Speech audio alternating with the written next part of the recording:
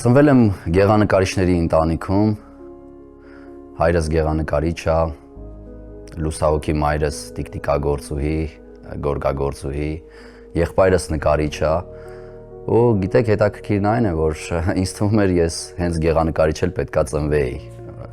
ես այդքան չեմ մտածում, որ եթե ծնողներս արվեստագետներ են, ուրեմն ես էլ պիտի արվեստագետ։ Երևի ի սկզբանե իմ տեսակն է այդպիսի եղել, իմ էթնիկ տեսակը բնությունից, Աստծուց, որտեղ ես դրան եմ հավատում։ Եվ հիշում եմ, որ հայրս արվեստանոցում նկարում էր, մենք եղբայրներով, նաև աշխատում էր հայրս, եղբայրներով մտնում էինք պապայիս արվեստանոցը ու խաղում էինք ներկերի հետ։ Ինձ թվում է նկարիչը նաև ձևավորվում է բացի այն, որ իր մեջ կա նկարիչը, ինքը ձևավորվում է նաև մանկության ծնողների դաստիարակությունից, մանկության այդ ապրած օրերից, բնությունից, հիշողություններից, որովհետև իմ նկարությունը ամբողջը հենց այդ ամենի սինթեզումն է, որ ես ապրել եմ իմ ամբողջ կյանքի ընթացքում։ Եվ հիշում եմ, թե ոնց էինք երեխաներով հավաքվում գնում մեր տանից ներքև ձոր կար, այդտեղ քարեր կային շատ, ու մեր ամբողջ այդ բակի տղաներով գնում էինք այդ քարերը արդեն ձևերը գիտեինք, քարերը շուռ էինք տալիս եւ այնտեղից ինչ-որ փոքրիկ օձեր էինք բռնում, ու հետաքրքիրն էր, որ մենք այդ օձերով խաղում էինք մեր ձեռքերի վրա այդպես, ու կամ էլի ուրիշ բան եմ հիշում, որ մեր տանը մոտ մի զորամաս կար, ուրեմն այդտեղից ռուսական զինվորներ էին դուրս գալիս ու անցնում էին մեր պատշգամբի մոտով ու մենք երեխաներով հավաքվում էինք ու ասում էինք «Սալդատ դայ զնաչոկ», զինվորները իրանց շորի վրայից, հագուստի վրայից այդ նշանները պոկում ու մեզ էին տալիս ու հասկանում եք, այս ամեն ինչը հիշողությունները, կամ որ գնում էի գյուղ տատիս պապիս մոտ, իրանք այնտեղ կով էին պահում, կակաչներ կային բարձր, որ ես փոքր էի ու հիշում եմ ես վերջերս էլ նույնիսկ գնացի այդտեղ ու զարմացա, որտեղ այնտեղ մի մեծ քար կար ու հետո տեսա, որ այդ քարը այդքան մեծ չէր, շատ փոքր էր, ես էի ուղղակի մեծացել։ Այսպիսի բաներն են, որ մարդու մեջ իրանք ձևավորում են հենց այդ մարդուն, այդ արվեստագետին, որովհետև ես ինքս կարող եմ ասել, իմ արվեստը հենց զգացմունքի արվեստ է, սիրո արվեստ է, հույզերի արվեստ է, հեքիաթի։ Ես ինքս այդպես մարդ եմ իմ բնույթով, չգիտեմ, երևի կարելի ասել սենտիմենտալ, հա, տենց։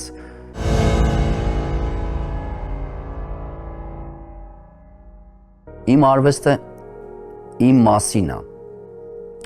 իմ ամբողջ կյանքի մասին է, իմ տեսակի մասին է, իմ աշխարհի մասին է։ Իմ մեջ ամեն բան կա, եւ ընտանիք, եւ ապրումներ, եւ կարոտ, եւ հույզեր, ամեն բան կա իմ մեջ։ Ես ընդհանրապես սիրում եմ մարդուն, պերսոնաժը, եւ իմ ամբողջ կյանքում ուսումնասիրում եմ մարդուն։ Ինձ դուր է գալիս, որ ես ուսումնասիրում եմ մարդու հայացքը, դեմքը, ու փողոցում հաճախ որ քայլում եմ, նայում եմ մարդկանց անցորդներին, ինչ որ մեկը բեղերով է, մեկը ինչ որ մազերով է, ու շատ սիրում եմ հետաքրքիր հագնված մարդկանց, այդ ինձ դուր է գալիս։ Ու թեմաների մեջ էլ եմ, հաճախ ինձ հարցնում են, ասենք ում ես նկարել, ես ասում եմ, որ ենթադրենք մեր հարևան Տիկին Ամալյանն է, սա մեր հարևան, չգիտեմ, Դավիթն է, կամ այն գործողությունն է, որը որ տեղի է ունեցել ինչ-որ ժամանակ, ինչ-որ մի վայրում ու տպավորվել է, այսինքն գիտեք, ընդհանրապես նկարիչը նկարում է այն, ինչը կպել է իր սրտին, իր աշխարհին, իր հոգուն, ու ամեն մարդ մի ձեռագրով է, ենթադրենք պոետը գրիչով է գրում այդ ամենը, նկարիչը նկարում է, չգիտեմ, երաժիշտը կամ երգիչը այդ մասին բառեր է գրում, որ երգի, այդպես է, արվեստագետը իր արվեստով ստեղծում է, կարծես, իր հոգու, իր ներաշխարհի արտացոլանքը, հա, ինչ է ինքը, ով է ինքը, հա, ու ես չեմ կարող ինձ խաբեմ, որովհետև այդպիսին եմ ես, ու ինձ ճանաչողները, որ տեսնեն իմ արվեստը, ասում են, ինչ նման է քո արվեստը քեզ, եւ ես դրա հետ համաձայն եմ, իսկապես իմ արվեստը ես եմ, այնտեղ ամեն բան, կլինի ծաղիկ կլինի, թե շուն կլինի, թե կատու կլինի, կամ չգիտեմ, աղջիկ կլինի, կամ տղա կլինի, հայր կլինի, ընկեր կլինի, երկինք կլինի, հա, այդ ամեն ինչը ես եմ, անգամ հենց այդ երկնքի մեջ։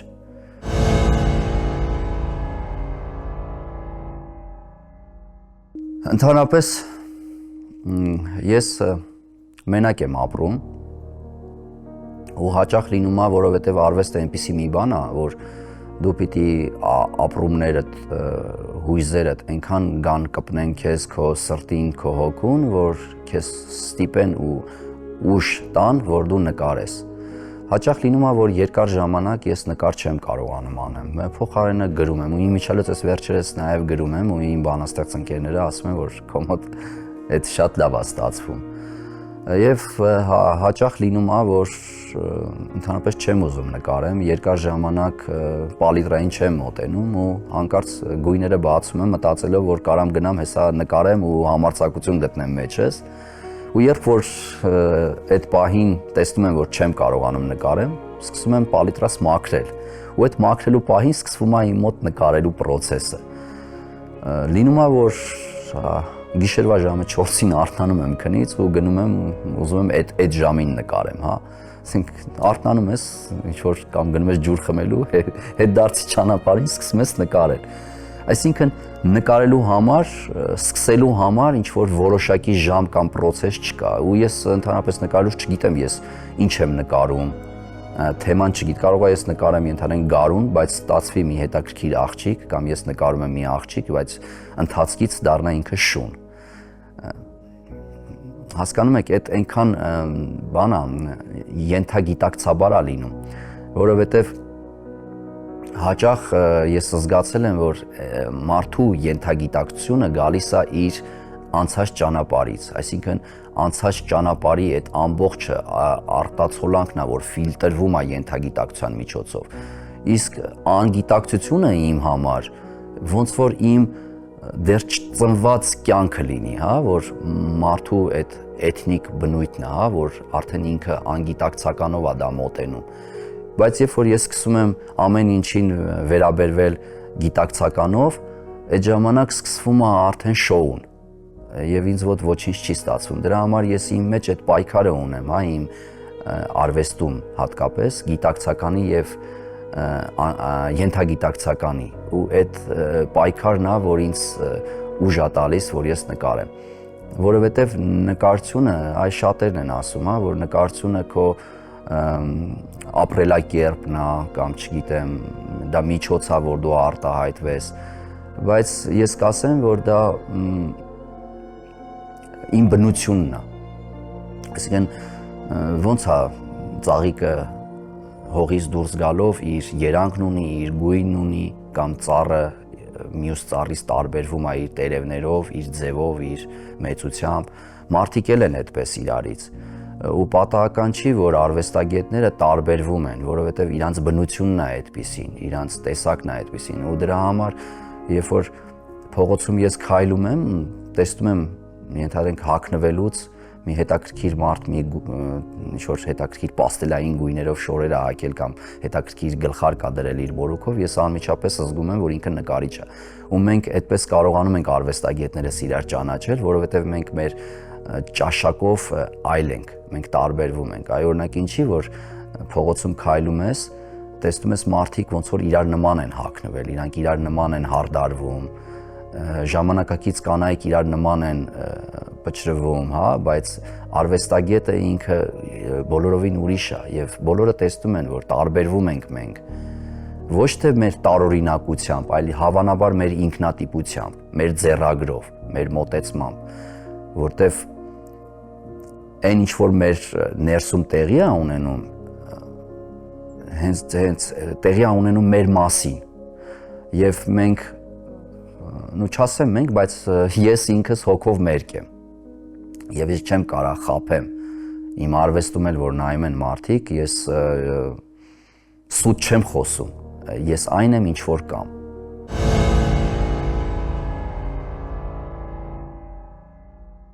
Ես մի ընկեր ունեմ Ռիգայում ապրող, մենք հաճախ իրար հետ խոսում ենք, տեսաձայնայինով, ինքը ինձ ասում է, որ ես անընդհատ նկարում եմ ու ես չեմ զգում նկարը երբ է ավարտվում։ Ես անընդհատ նկարում եմ ու ես որ հետևում եմ իր արվեստին, ես տեսնում եմ ինքը այդ process-ը ինձ ցույց է տալիս, ես տեսնում եմ, որ ամեն պահ մենք կարող էինք համարել այդ նկարն ավարտված եւ աշխարհում չկա մի նկար, որը կարող ես ասել այ այս պահին այդ նկարը ավարտված է։ Հաճախ լինում է, որ ես նկարը մտածում եմ, որ նկարը ավարտված է ու դնում եմ մի կողմ, բայց անցնում են օրեր, ամիսներ, մի խոսքով շաբաթներ ու ես մտածում եմ, որ այդ նկարը կարելի է էլի շարունակել, որտեվ այդ պահին էլ ինձ չի հագեցնում, չի բավարարում կամ ենթադրենք նկարել եմ ու ավարտել եմ, հաջորդ նկարն եմ սկսել ու այդ պալիտրայի այդ գույները, որ հավաքված են, ես տեսնում եմ, որ այդ գույները այդ նկարը, որ իբրև ավարտել էի, պակասում է ու տանում այդ գույները դնում եմ այնտեղ, այդ նկարը, որ իբրև ավարտվել էր։ Հետո մի տարի, 2 տարի հետո, որ նկարը կախված է պատկերասրահում ցուցադրվելու կամ վաճառքի, ես հանկարծ տեսնում եմ ընդհանուր նկարների մեջ, որ ինչ-որ բան պակասում է։ Ու հետո խնդրում եմ պատկերասրահի տնօրենին, որ թույլ տա ես նկարը տանեմ նորից շարունակեմ, այսինքն չկա որոշակի պահ, որ ես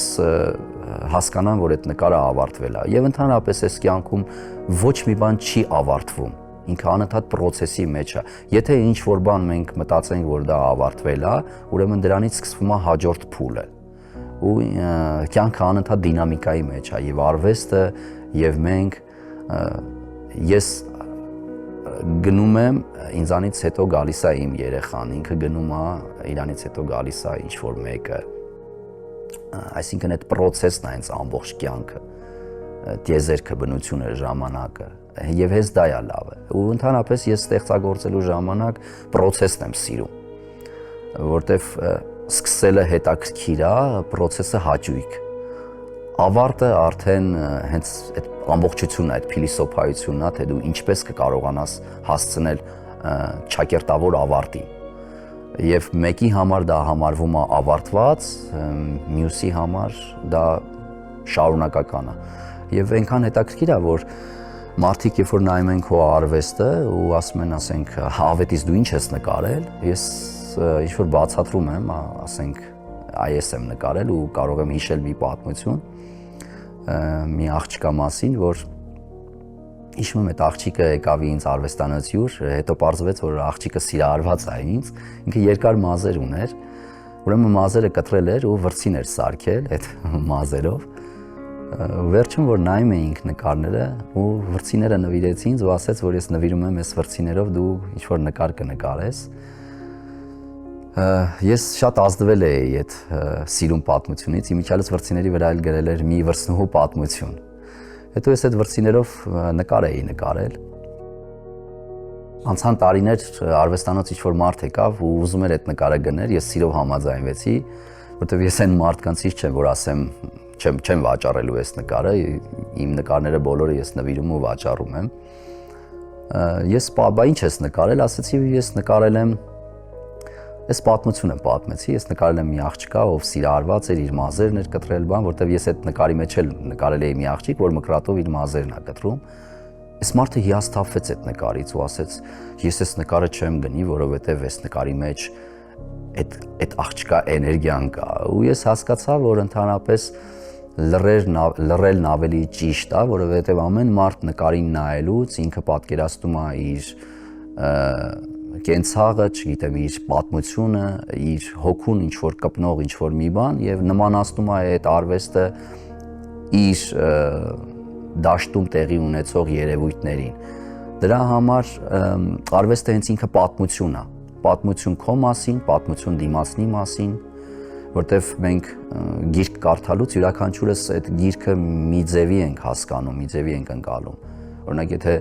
կարդում ես, ասենք, Վիլյամ Սարոյանի պատմությունը, ամեն մարդ այդ պատմությունը, այդ պատմվածքը նմանեցնում է այն, ինչ ինքը ապրել է։ Ես օրինակ այդպես եմ։ Երբ որ ես կարդում եմ մի գիրք, ես գրքի հերոսը կարծես ես լինեմ։ Մեկ ուրիշը կարդում է այդ նույն գիրքը, կարծես այդ գրքի հերոսը ինքը լինի։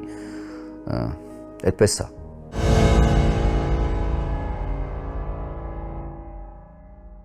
Շատ նկարներ ունեմ տարբեր թեմաներով, որովհետև ես շատ տարբեր փուլեր եմ ապրել կյանքի, հետաքրքիր է, ես իմ կյանքի ընթացքում ունեմ տարբեր փուլ, մանկության փուլ, հետո ունեցել եմ ամուսնության փուլ, հետո ունեցել եմ մեկ ուրիշ փուլ, սիրահարության փուլ եւ այլն, եւ նկարներ ունեմ, որոնք որ շատ կարևորում եմ եւ այդ նկարները ինչ որ մեծ երկար դադարից հետո են եղել եւ ունեմ նկար, որ այդ նկարը ամբողջ կյանքում ինձ համար կարծես մի էտալոն լինի, որ առաջնորդում է ինձ եւ բոլոր նկարների մեջ այդ նկարի կամ այդ նկարների շարքի արտացոլանքն է, որովհետեւ այդտեղ ավելի շատ խտացված է իմ հույզերն ու իմ հոգին ու իմ էությունը։ Իհարկե նկարներ շատ կան։ Ես նախ միջև ես ասեցի, որ տարբեր թեմաներ եմ նկարել եւ ընտանիքի մասին, չգիտեմ, եւ ընկերների մասին, եւ կարոտի մասին, ու հետաքրքիր է, որ ինձ ասում են իմիջիալից ես շատ սիրում եմ աղջիկներ նկարել ու կապույտ աչյա, որտեղ ես միշտ սիրել եմ, որ սիրահարվել եմ կապույտ աչյա աղջիկներին եւ պարտադիր իրանք պետքա գանգրահեր լինեին, չգիտեմ ինչու, եւ իմ նկարների մեջ եւ երևի դա մանկությունից է գալիս, որտեվ ես փոքր ժամանակ երբ որ գյուղ էի գնում ամառային արձակուրդներին, այնտեղ մի երկարածամ աղջիկ կար գանգրահեր, ես սիրահարվել էի այդ աղջկան ու ինքը շատ հետաքրքիր պերսոնաժ էր, ու երբ որ ես գալիս էի Երևան, ես կարոտում էի այդ աղջկան, նույնիսկ մի անգամ տաքությունս էր բարձրացել կարոտից ու լաց էի լինում ու մայրս հարցնում է ինչ ես լացում, ես երևի 4 տարեկան ես, ասում եմ Արևիկին եմ կարոտել, ես ուզում եմ հետ գնամ գյուղ ու երևի այդ Արևիկը իմ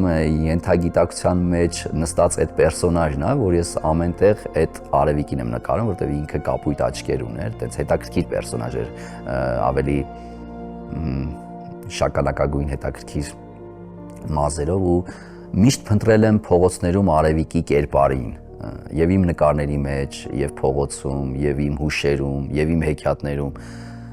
Այդպես է, չէ՞, տղամարդիկ կամ կանայք ունեն իրենց հետաքրքիր կերպարը, հա, օրինակ տղամարդիկ կան, օրինակ ասեն Սևաչյա են սիրում կամ չգիտեմ մեծ կոնքերով կամ չգիտեմ ինչ որ պերսոնաժ կա, որ տղամարդը հատուկ այդ պերսոնաժն է նախընտրում, որովհետեւ այդ իրան հարազատ է։ Քիմիան այդ պերսոնաժից է զգում։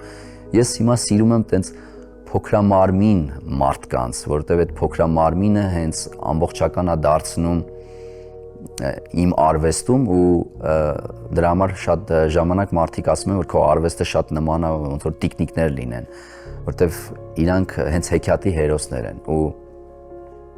ես էլ ասում եմ, որ հարցնում են, ասում են, ասենք որտեղից են այս կերպարները, ես ասում եմ իրանք իրական են, իրանք մեր մեջ են ապրում, որովհետև այդ մարդիկ, որ ես նկարում եմ, այդ մարդիկ կան,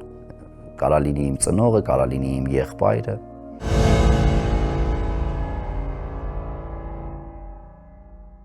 Շատ դժվար է արվեստագետի համար, հատկապես ինձ համար, որովհետև ես տեսակով շատ հուզական մարդ եմ, զգայուն մարդ եմ, վերջերս մոտ 1 տարի նկար չէի անում ու ես ասեցի արդեն տանը մենակ եմ ապրում ու այնպես ստացվեց, որ երկար ժամանակ ես իմ հուզական աշխարհի հետ էի, ինքս իմ հետ էի ու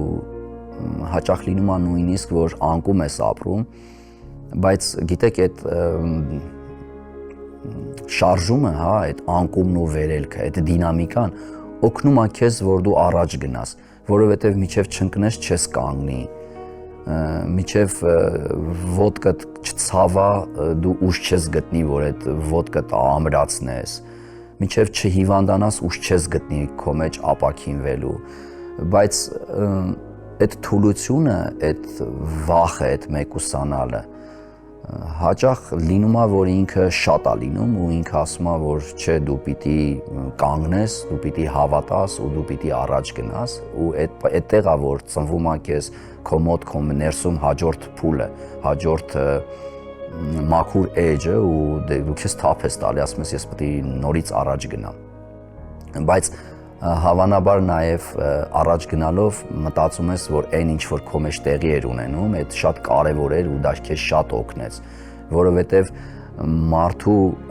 ապրած փիլիսոփայությունները իր կյանքի ճանապարհի ընթացքում դառնում են այդ մարդու համար կարգախոսներ եւ մենք մեր խնդիրներով, մեր սխալներով, մեր ամեն ինչով մենք սովորում ենք։ Մարդը ինչքան որքան ապրում է, որքան առաջ է գնում, այնքան ինքը սովորում է։ եւ մարդ կա, չգիտեմ, արվեստից է սովորում, գրքերից է սովորում, զրույցներից է սովորում, մարդ կա սովորում է նաեւ իր սեփական փորձերից եւ հենց այդ գրքերն էլ գրվում են հենց այդ սեփական փորձից ելնելով։ Դրա համար շատ կարեւորում եմ մարդու այդ ապրածը, այդ խնդիրները, այդ տառապանքը, այդ վիշտը, այդ ուրախությունը, այդ ամեն ինչ ձևավորում է նաև ընթացքում որպես մարդ, որպես այդպիսին եւ դա հետագայում փոխանցվում է նաև արվեստի միջոցով արվեստին։ Եվ հետո գիտեք, ես շատ կարևորում եմ մարդու ապրած կյանքի ընթացքում իր թողածը, իր ստեղծագործությունը, որովհետեւ ես վերջերս մի բան լսեցի, հոգեբաններից մեկը ինչ էր ասում, որ գիտեք, ասում էր, դուք ապրեք ձեր համար, որովհետև երբ որ դուք մահանաք, ձեր մասին ոչ ոք չի հիշելու ու չի մտածելու։ Ես այդ պահին իմ ձեռքը Վիլյամ Սարոյանի գրքերից մեկներ կարդում էի ու ասում եմ ոնց կարելի է այդպես, տեսեք, ես կարդում եմ ու հիշում եմ Վիլյամ Սարոյանին, որովհետև ինքը հիմա ապրում է ու հետևաբար ես մտածում եմ, որ մարդը ապրում է նրա համար, որովհետև ինքը թողել է ինչ-որ մի բան իր օրինակելի ընտանիքի կամ երեխայի միջոցով, իր ստեղծագործության արվեստի միջոցով, այսինքն այդ մարդը աշխարհին, հանրությանը, հասարակությանը պիտանի է եղել։ Եվ ես ընդունում եմ հենց այն, որ մարդը իր արած աշխատանքով, իր գործով ապրում է հավերժ, ինչպես որ Թումանյանն էր ասում։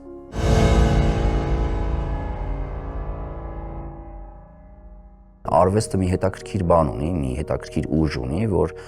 արվեստասեր մարդկանց համախմբում է, այսինքն ինքը շատ ուժեղ էներգիա ունի արվեստը, որ քիմիա կարծես թե, որ դու որպես նկարիչ նաև ընկերություն ես անում դերասանների հետ, ենթադրենք երաժիշտների հետ, իմիջիալից շատ ընկերներ ունեմ ու իրենք դերասաններ են, նկարիչներ են, չգիտեմ, ռեժիսորներ են, լրագրողներ են, այսինքն այդ ինտելեկտուալ հետաքրքիր մարդիկ են ու մեր հավաքույթների ժամանակ ու մենք շատ հավաքվում ենք, քեֆ ենք անում, ուրախություն ենք անում, բայց այնքան հետաքրքիր է որ կողքից մի անծանոթ մարդ լինի լսի մեզ,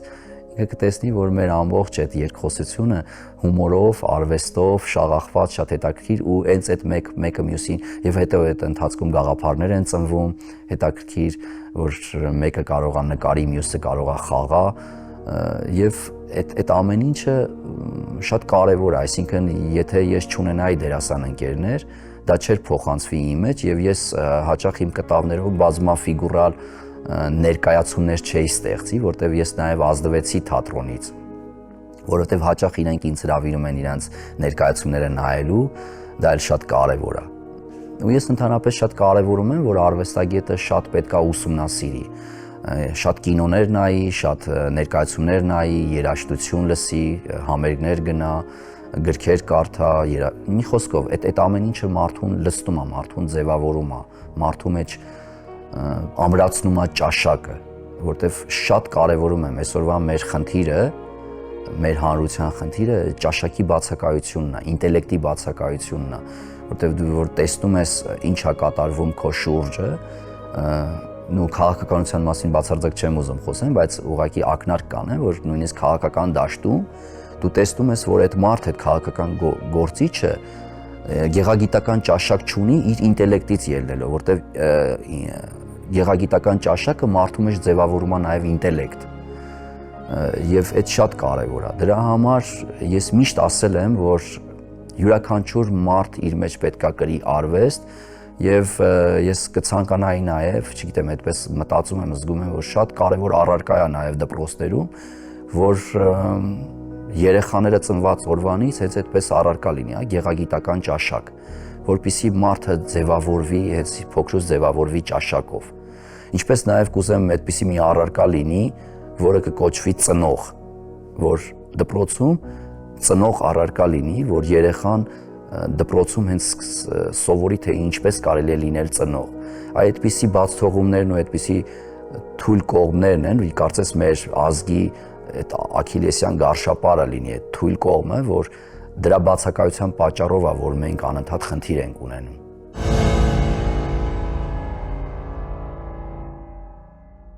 Հայ նկարիչ հասկացողությունը ընդհանրապես շատ տարբեր է։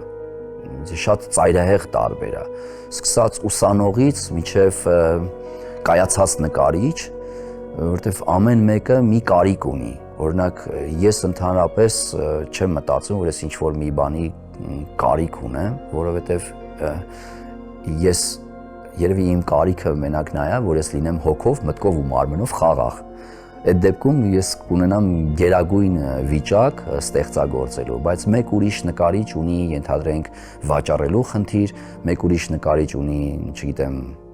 կտավների կամ յուղաներկի խնդիր, մեկ ուրիշ նկարիչ ունի կոնտակտի խնդիր, ծանոթության խնդիր, օրինակ ես նկարիչ ունեմ, ընկեր ունեմ, որ եւ ես իրեն հարցնում եմ, ասում եմ, ինչի՞ չես նկարում, ասաց երկար ժամանակ նկար չեմ անում, ասաց, բայց ինչ պարտադիր է, որ ես նկարեմ, ասում եմ, ես հիմա դրա կարիքը չեմ զգում, ասում եմ, բայց ո՞նց կարելի, ասում եմ, ես սիրում եմ շփվել, հիմա տաքսի եմ քշում ու ինձ հաճելի է, ինձ դուր է գալիս, որ ես շփվեմ այդ տաքսու մեջ նստած հաճախորդների հետ, մարդկանց հետ, այդ ովքեր որ նստում են, ասում եմ, ես իրանց հետ զրուցում եմ, ես հիմա դրա կարիքը ունեմ, ես չեմ ուզում հիմա նկարեմ, որովհետև այս պահին դա ինձ չի գրավում, դա ինձ հաճույք չի պատճառում։ Եվ ես հասկացա, որ նաև լինում է դեպքեր, որ մենք նաև լռելով ու չնկարելով ենք փորձում արտահայտվել, հա։ Ուզում եմ ասեմ, օրինակ կա նկարիչ, որ կարիք ունի չնկարելու։ Այդքան տարբեր ենք մենք արվեստագետներից, մենք նկարիչներս։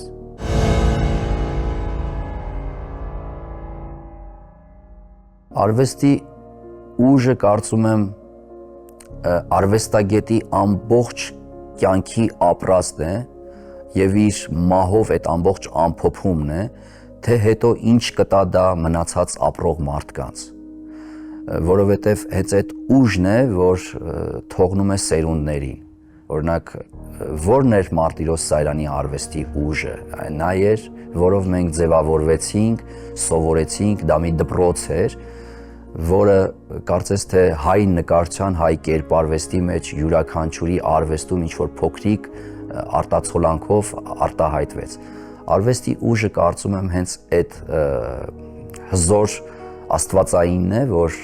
արվեստագետը իր տեսակով, իր էթնիկ բնությամբ փոխանցում է իր արվեստին, որովհետև հենց դրանով ես դու տարբերվում, քո ձեռագրով ես տարբերվում։ Դրա համար ես կարծում եմ երևի հենց այդ ինքնատիպ աշխատանքով, որը թողնում ես եւ մնացածը տեսնում են, հրապուրվում են, սովորում են, հենց այդ աստվածայինն է հենց արվեստի ուժը։